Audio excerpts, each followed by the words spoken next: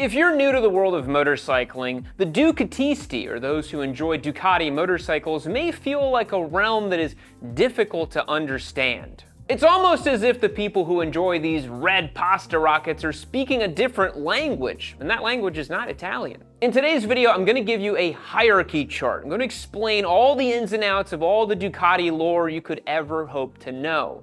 There's gonna be lots of different facts in today's video, and hopefully by the end of it, you'll be able to ascertain where you fall in the ranking, and hopefully if you see a Ducati out in the wild, you'll be able to know whether it is a true Ducati or merely a fake Ducati. Now, why am I making this video? Because I'm sure as you've seen, it's Ducati week here on Yami Noob, and today is the last day you have to get entered to win my Panigale V4. A pretty spicy little meatball, if I do say so myself. This was a short sweepstakes, 7 days only, so head over to the website. Today's your last chance to get entered to win.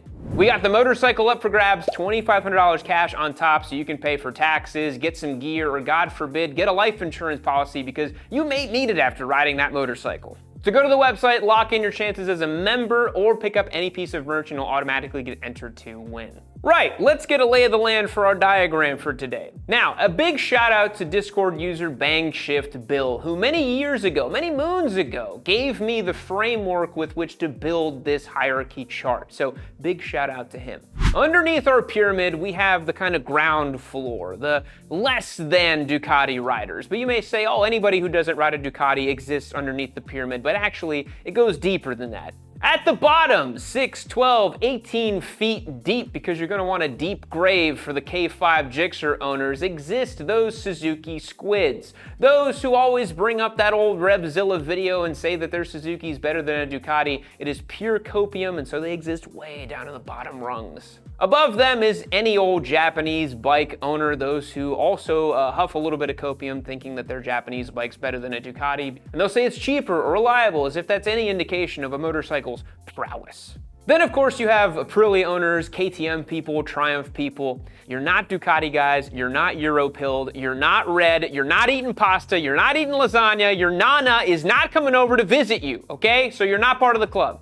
So at the bottom of the base of the pyramid here, we have what I like to call processed Ducati substitutes.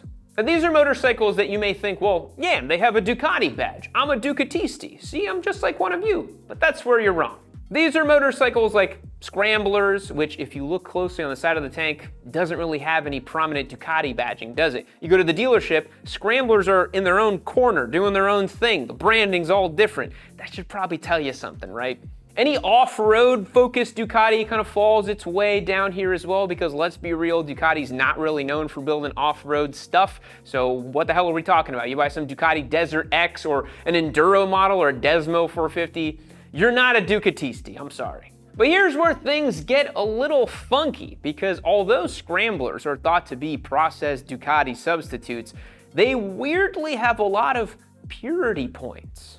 Now, Ducatisti are very concerned with the purity of their motorcycles. I count myself among them, being the owner of a Ducati Monster 1100S. One of the reasons I bought it was because of how pure it was. So what are the factors that make a Ducati pure? Well, you gotta have a trellis frame. Ideally, a complete trellis frame, not just a semi-trellis with a subframe on it. You gotta have the L-twin engine. V4 engines or new V2s, they're not really quite the same, are they? You gotta have Desmo valves, because how else are you owning a real true blue Ducati if you're not bringing it in to service it every 7,500 miles to check those valves and those belts? Single-sided swing arms are also a high degree of purity. Dry clutches also add to the purity. And of course, every Ducati that is a true blue Ducati has to have some sort of race pedigree. Did it compete in any sort of competition environment? And the last point is that if it's air-cooled or not. This one, a bit of hit or miss nowadays in the new modern era, and there are many beautiful pure Ducatis that were liquid-cooled. So wrapping that all together, the Scrambler, well, it has Desmo valves, it is air-cooled, it has an L-twin engine, it has a trellis frame. To be honest, it's more of a Ducati than a lot of modern Ducatis. But still, because it exists as a sort of hodgepodge bike from days past, I guess it finds its way as a processed Ducati substitute. But really, is it any different than a Ducati Monster? I don't know. Now, the weird thing about scramblers is that only one model variant can ascend to the next rung in the ladder, and that is the Fast House Edition Desert Sled. Why am I being so pedantic about this? Because the Desert Sled variant in the Fast House variant was used in competition by Jordan Graham, and so that one, because it has some race pedigree and all the other factors we mentioned, we're gonna go ahead and bump that one up. Okay, let's move on to the next part of the pyramid. These are Ducati Lite products. These are things that have some Ducati panache, they have the red paint, they got the Ducati badging on it, but realistically, they're products that were designed to have more mass appeal, designed so that people would purchase as their second or third Ducati, or maybe a sort of gateway drug for people to get into the Ducati brand a little bit. So your Multistradas, your Monsters, your Diablos, your Street Fighters, your Hyper Motards, all of these derivative products that kind of have parts bins and kind of came through from the racing programs that ended up being street-focused, kind of commuter-level motorcycles.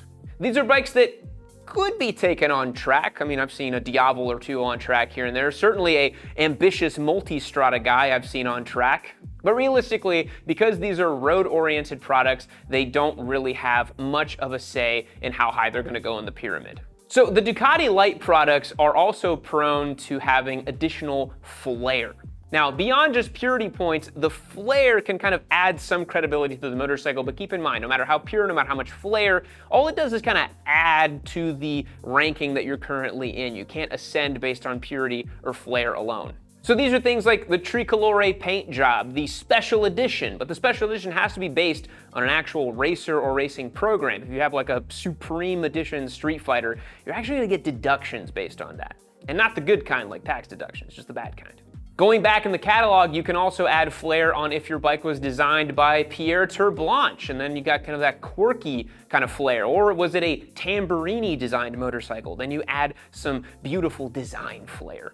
So Ducati Lite is where most people kind of live. Most Ducatis you're gonna see on the road are these Ducati Lite products. Next rung on the ladder, regular Ducatis. So these are fully faired sport bikes that are not necessarily used for competition. What do I mean by that? I mean Panigales, right? Panigales that were plus sized or not homologated, super sport edition Ducatis, just all these different bikes that kind of have that allure and appeal of a real Ducati, but they're not quite there yet. So, for example, the brand new Panigale V4 that we are giving away, it's a regular Ducati. It's an 1103cc V4. It's not used in competition environments. It's an excellent track day tool, amazingly fast road bike, has the panache and road presence you'd expect from a Ducati, but realistically, it's not a real Ducati because it wasn't used in competition environments. Now, controversially, the new Panigale V2 still finds its way here as a regular Ducati. I know that's going to upset a lot of you, but it's a fully faired bike that looks like a Ducati and is not used in competition environments. So it's not particularly high on the ranking, but it's not particularly low either. Now, you can receive some deductions on this category. For example, if you have a model that used to be more pure, more race-derived, more proper, and then sort of became cross-platformed over the years, like the Panigale V2, it's gonna fall a little lower down the ranking because we wanna see products that are pure from Ducati. Also, some Ducatis were sold in a non-red color, white or black or yellow. Now these are interesting, but we all know a real Ducati is red. So if it's not red, can't go any higher. Okay, what's the top of the pyramid? These are real Ducatis. We're talking 1098s, 1199s, Panigale V4Rs, competition machines used for racing that are championship winning. That's also a very important consideration there because why would you own a Ducati if it hasn't won some frickin' championships?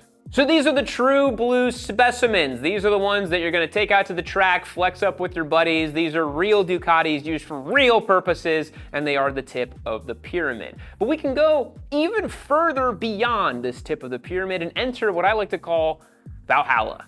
Now, some of you may be confused as to why Ducati makes things like the Super Leggera or the Super Mono or the 2008 Desmo Sedici RR. These are the sort of mythical, rare Ducatis that were sold in extremely limited numbers and exist purely for Ducati to flex their engineering prowess and for you to own as a flex in general. So the Superleggera models, only 3 editions were ever made. The name Superleggera implying super lightweight, and these are the ultra spec Ducatis. These are the kind of based on the V4Rs, based on the race bikes, but then the rule book was thrown out the window and Ducati was just doing the greatest, craziest thing they possibly could.